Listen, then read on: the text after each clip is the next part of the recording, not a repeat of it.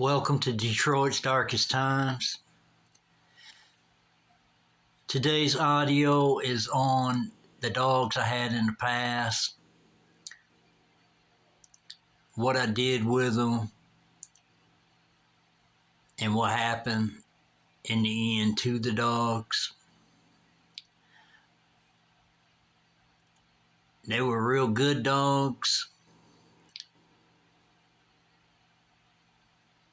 and then different things happened to the dogs in the end. So, with that being said, we're going to get started, and we'd like you to subscribe, hit the like and the notification bell. My first dog is a boxer. It's a girl dog. Her name was Lady, that I had on Trumbull Street in Detroit, Michigan. And this dog was basically like a human, which a lot of dogs are like humans, especially if you train them and stuff like that. Sometimes they train themselves when they see kids doing different things, they pick up on it. So dogs are really smart. And for all the dog lovers, this would be an audio that you may enjoy, but it's got some sad things in it and stuff like that. But it's my story of the dogs I had in the past and what happened to them. Because this channel is basically my life story. So I wanted to touch on the dogs that I had and what I did with them, what happened in the end, and things like that. So this boxer that I had, her name was Lady, and she would, you could hold a tire up, like a bicycle tire, and she would jump up, grab a hold of it, you could swing her around, and she wouldn't let go of it until you set the tire back down.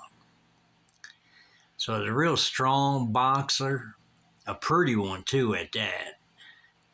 She just had like a beige coat with a diamond on her chest and, black in the face a little bit. So it was a real pretty dog and smart dog. Well, when I had this dog, I was really a young man, and I believe I was like 9 years old. And we used to take this dog everywhere we went. If we went walking or riding bikes or whatever. Sometimes in the house we would watch TV, and the dog would actually, sit there and watch a whole program with us on TV, So that's what I was meaning about the dog, kind of acts human, And the dog just liked to do a lot of things that we did.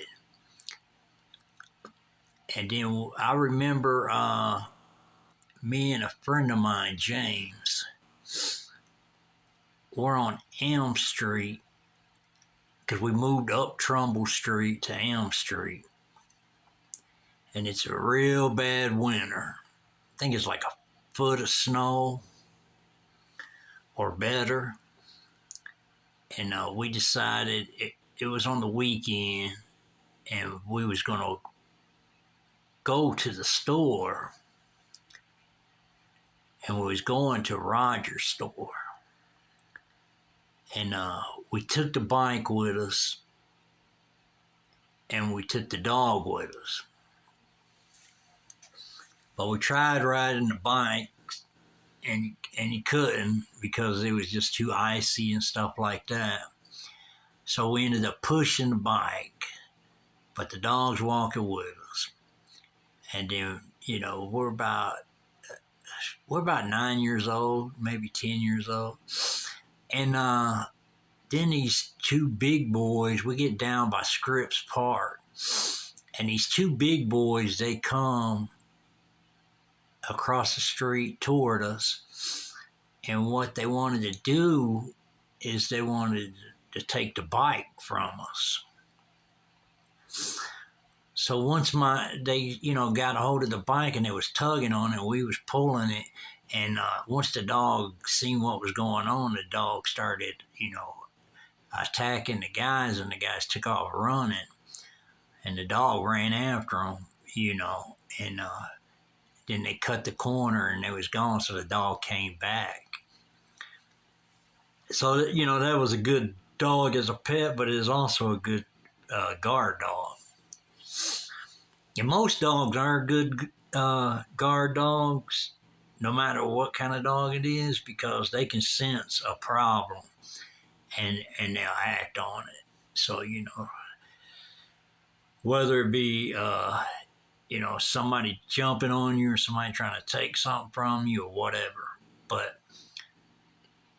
that was one of the incidents we had, and but the guys wasn't able to get the bike because the dog just basically attacked them. They took off running. So we made it to the store, and then we made it back to the house. And then as time passed, we end up moving just for a short period to Birmingham, Alabama. And I'm a small kid at this time, so I really don't know the purpose of moving to Birmingham, Alabama, but that's what we did. And it was just a short period. And then while we did that, we had took the dog with us. This dog's named Lady, a boxer. And then some guys took her for a walk in Birmingham, Alabama. They stayed gone most of the day. And then when they came back, they didn't have the dog. And then we asked what happened to the dog, and they said the dog ran away. But, other people was thinking they might have sold the dog, you know what I mean? And so nobody knows really what happened, if the dog ran away or if they sold the dog, but that was the story they came back to say. So that's how that dog got gone. He got either ran away or got sold in Birmingham, Alabama. But it was a real good dog, very smart, stuff like that, So whoever got the dog got hold of a good dog, And so as time passed,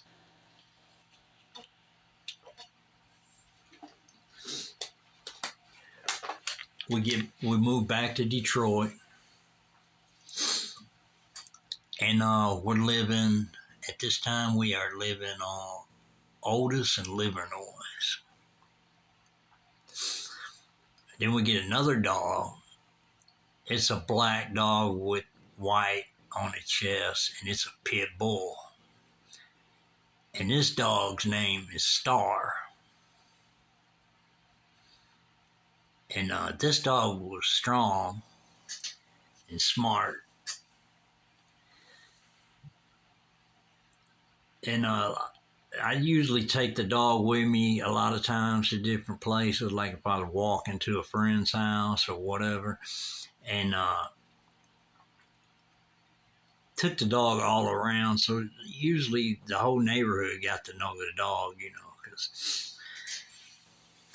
But anyways, as time passed on that dog, somebody had took that dog for a walk to the park, and the park's like over by Junction.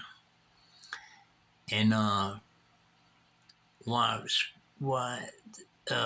person had took her to, because she's a girl dog too, took her to the park for a walk, and then while they was at the park, there was this dude that had a puppy, a small pit puppy, and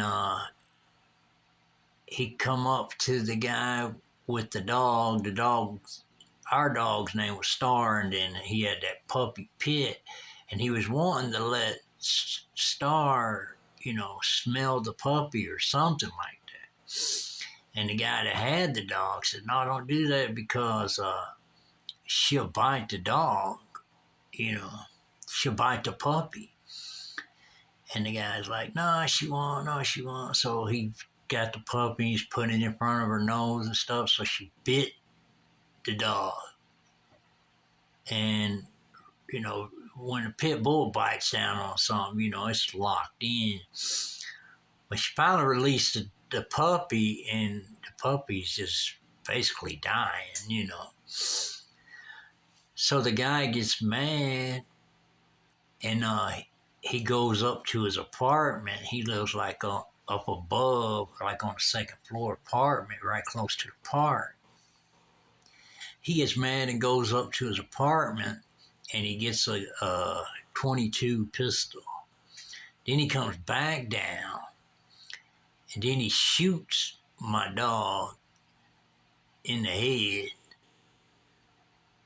and kills my dog. So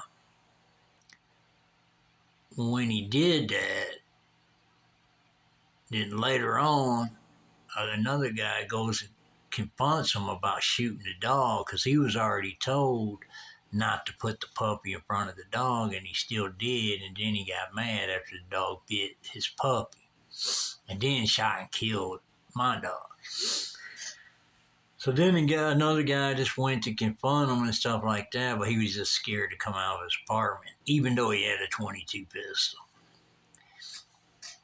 And but anyways, that's what happened to Star, and did a lot of things with that dog before she took that journey to the park. But that was a good dog too, and very smart, stuff like that.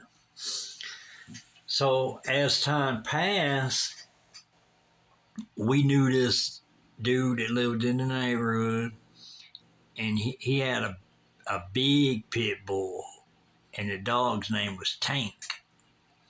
And he had it behind his apartment building in the backyard on a big chain. Well, anyways, he had that dog for a long time, and he liked the dog and stuff, but there was something about, I think he was moving or something, and he had to get rid of the dog because he couldn't have the dog at the other building he was moving to, or something of that nature. But anyways, he ended up selling us the dog. So we get the dog, and the dog is humongous. It's a pit bull named Tank, but it's a humongous dog. And this dog was stronger than both of them other dogs put together. And but it was a real friendly dog. But like I said, all dogs can sense problems if something was to occur. So at this time, I'm going on the weekends. I'm going all the way to my old neighborhood on Trumbull Street, and I'm on Livernois and Otis. And sometimes I would ride a bike, but if I didn't ride a bike, I would do a skateboard. And the way I did the skateboard is I would take Tank with me whether I rode the bike or the skateboard. But what I'd do is when I took the skateboard, I would hook the leash to Tank, and Tank would just actually pull me all the way. I would go all the way down Livernois. Then I would make a left on Burner, go all the way down Burner to the Grand Central Station. There's a viaduct. I went under that viaduct. When you come up out of the viaduct, then the Grand Central Station is right there. Then I would get up to Michigan Avenue. Then I would go down Michigan Avenue by the old Tiger Stadium. And then I would make a left and go down Trumbull all the way down to Canfield. And this dog would pull me that whole way, you know. And one time I was taking that trip, and some guys stopped me on Selden and Trumbull, and that's my old neighborhood. And they stopped me, and what they was wanting to do is give me $100 for the dog for Tank. But what they was wanting to do is use the dog for fighting and make bets on that. And I told them, I said, no, this dog's not for sale. And then they was like, was it friendly? And I was like, no, he's not friendly. This was a boy dog. I said, he's not friendly. And so they was going to try to pet him, but then they didn't pet him. And then they was like, oh, we just thought you'd want to sell it. And I said, no, this dog's not for sale. And then I continued on my journey, up to Canfield. But that dog used to, every time I would go over to my friend's house, that dog would pull me on a skateboard. And if I took my bike, the dog would still go with me. So, and it was just good exercise for the dog. Sometimes I thought, because I was a young man at the time, I think I was a teenager. But sometimes I thought maybe that journey was too far for the dog, to take, but he took it no problem. And then, I'd always give him water and stuff when I got to where I was going. But I did think that it might have been too far for the dog to go, but the dog went, all the way. But we would stop and take a break or whatever, and then we'd continue on. But that was a real good dog. I remember one time there was some people in the neighborhood, and this is basically before I ended up with the dog. But there was some people in the neighborhood that actually stole that dog. And they stole it from the guy that we bought it from. And because he was going to work and stuff, and they just, the way people would do back then in Detroit is if they wanted the dog, they would, be nice to the dog and, maybe throw some food to it and all that and get the dog used to them. And then they would come back another day and just take it, And that's basically what they did with Tank, is they came and got him unhooked from that chain. It was a real big chain, maybe like a log chain or whatever. But they had got him loose, and then they had took him across Michigan Avenue over by, over that way where there's a neighborhood over there. But so, in Detroit at that time, there's always people on the streets, sitting on their porch. And then you get up to Michigan Avenue, there's people hanging around, outside the stores and all that. So all he did is, with the whole group of us too, all he did was just walk the neighborhood, and he was like, I know there's somebody around in the neighborhood that's got the dog. So he just walked the neighborhood and just asked people, have they seen a pit bull, anybody with a pit bull? And then people would just, yeah, they went that way, and they directed them all the way, all the people that he asked, they directed them right to the house where the dog was at. But they had the dog in the house. So when we got to the house, he knocked on the door, and there's a whole group of us from the neighborhood, so, and first the guy came to the door, and he was like, no, I ain't got no dog. So he had the door open, so dude yelled for the dog, and the dog come out, and then he got the dog, and he got out to the sidewalk, and he told the dude, he said, why don't you just come out here to the sidewalk so we could just settle this, because he was ready to fight the dude, for stealing the dog. Then the guy's like, nah, go ahead, stuff like that. So we got the dog and then went back to the neighborhood. But that dog was just a good dog. And then when I had it, after dude got the dog and then we ended up having it,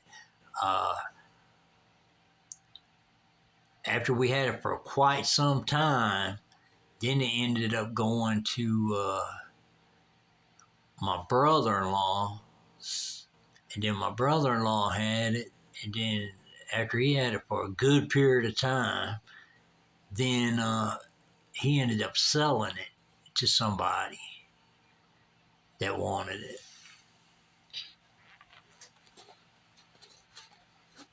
But them three dogs, all of them, well, one was a boxer, two was a pit, and they were all good dogs.